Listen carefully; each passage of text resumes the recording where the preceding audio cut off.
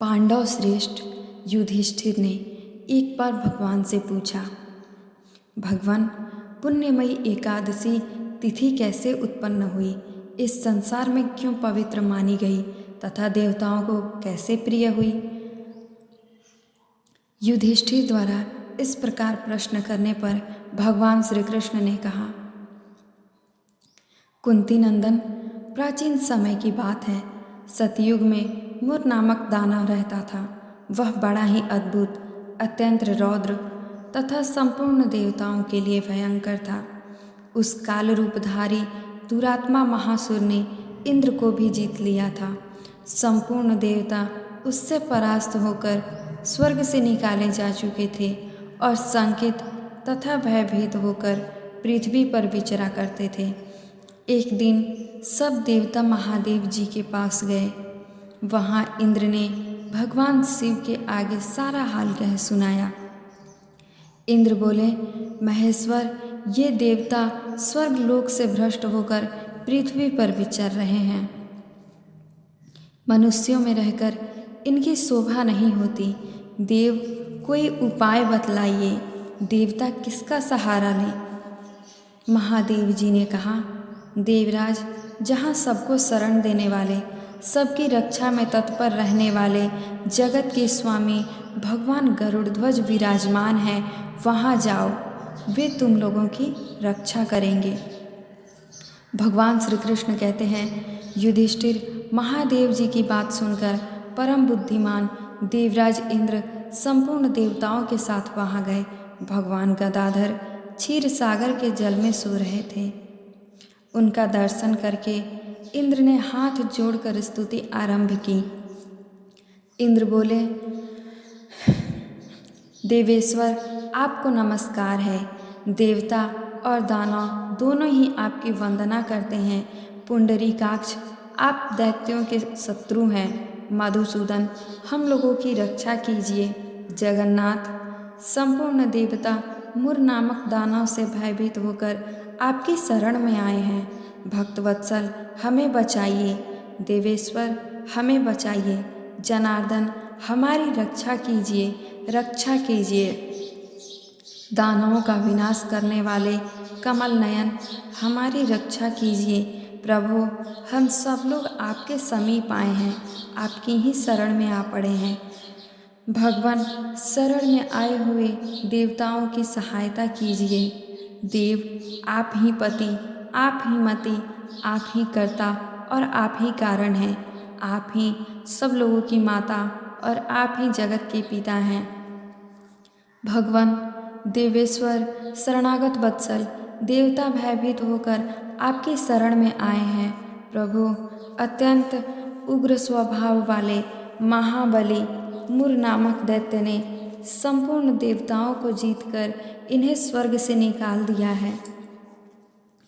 इंद्र की बात सुनकर भगवान विष्णु बोले, देवराज, वह दानव कैसा है? उसका रूप और बल कैसा है तथा उस दुष्ट के रहने का स्थान कहाँ है?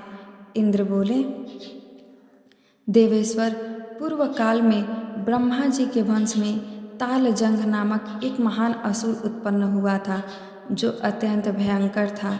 उसका पुत्र मुर दानव के नाम से विख्यात हुआ। वह भी अत्यंत उत्कट, महापराक्रमी और देवताओं के लिए भयंकर है। चंद्रावती नाम से प्रसिद्ध एक नगरी है, उसी में स्थान बनाकर वह निवास करता है। उस दैत्य ने समस्त देवताओं को परास्त करके स्वर्ग लोक से बाहर कर दिया है। उसने एक दूसरे ही इंद्र को स्वर्ग के सिंहासन पर बैठाया है। अग्नि, चंद्रमा, सूर्य, वायु तथा वरुण भी उसने दूसरे ही बनाए हैं। जनार्दन, मैं सच्ची बात बता रहा हूँ, उसने सब कोई दूसरे ही कर लिए हैं। देवताओं को तो उसने प्रत्येक स्थान से वंचित कर दिया है। इंद्र का कथन सुनकर भगवान जनार्दन को बड़ा क्रोध हुआ। वे देवताओं को साथ लेकर चंद्रावती पुरी में गए। देवताओं ने देखा दैत्यराज बारंबार गर्जना कर रहा है। उससे परास्त होकर संपूर्ण देवता 10 दिशाओं में भाग गए। अब वह दानव भगवान विष्णु को देखकर बोला, खड़ा रह, खड़ा रह। उसकी ललकार सुनकर भगवान के नेत्र क्रोध से लाल हो गए। वे बोले, अरे दुराचारी दानव, मेरी इन भुजाओं को देख। यह कहकर श्री विष्णु ने अपने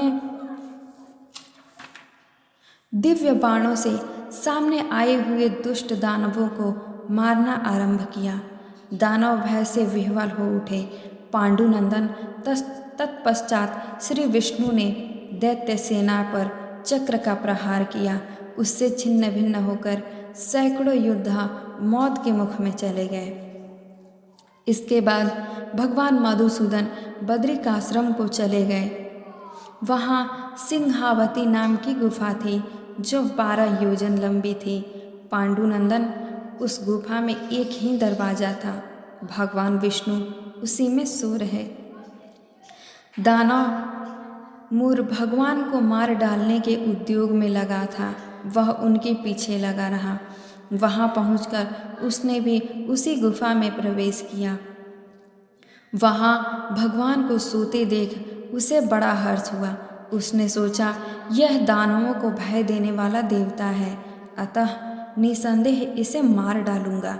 युधिष्ठिर, दानव के इस प्रकार विचार करते ही भगवान विष्णु के शरीर से एक कन्या प्रकट हुई, जो बड़ी ही रूपवती, सौभाग्यशालिनी तथा दिव्य अस्त्र शस्त्रों से युक्त थी। वह भगवान के तेज के अंश से उत्पन्न हुई थी। उसका बल और पराक्रम महान था। युधिष्ठिर, दानवराज मूर ने उस कन्या को देखा। कन्या ने युद्ध का विचार करके दानव के साथ युद्ध के लिए याचना की। युद्ध छिड़ गया। कन्या सब प्रकार की युद्ध कला में निपुण थी। वह मूर नामक महान असुर उसके हुंकार मात्र से राख का ढेर हो गया। दानव के मारे जाने पर भगवान जाग उठे। उन्होंने दानव को धरती पर पड़ा देख पूछा, मेरा यह शत्रु अत्यंत उग्र और भयंकर था, किसने इसका वध किया है? कन्या बोली, स्वामिन, आपके ही प्रसाद से मैंने इस महादैत्य का वध किया है। श्री भगवान ने कहा, कल्याणी, तुम्हारे इस कर्म से तीनों लोकों में मुनि और देवता आनंदित हुए हैं। अतः तुम्हारे मन में जैसी रुचि हो उसके अनुसार मुझसे कोई वर मांगो।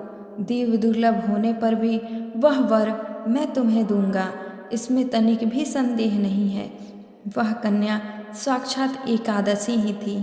उसने कहा, प्रभो, यदि आप प्रसन्न हैं तो मैं आपकी कृपा से सब तीर्थों में प्रधान, समस्त विघ्नों का नाश करने वाली तथा सब प्रकार की सिद्धि होने देने वाली देवी हूँ। जनार्दन, जो लोग आप में भक्ति रखते हुए मेरे दिन को उपवास करेंगे उन्हें सब प्रकार की सिद्धि प्राप्त हो। माधव, जो लोग उपवास, नक्त अथवा एकभुक्त व्रत करके मेरे व्रत का पालन करेंगे उन्हें आप धन, धर्म और मोक्ष प्रदान कीजिए। श्री विष्णु बोले, कल्याणी, तुम जो कुछ कहती हो वह सब पूर्ण होगा। भगवान श्री कृष्ण कहते हैं, युधिष्ठिर, ऐसा वर पाकर महाव्रता एकादशी बहुत प्रसन्न हुई। दोनों पक्षों की एकादशी समान रूप से कल्याण करने वाली है। इसमें शुक्ल और कृष्ण का भेद नहीं करना चाहिए।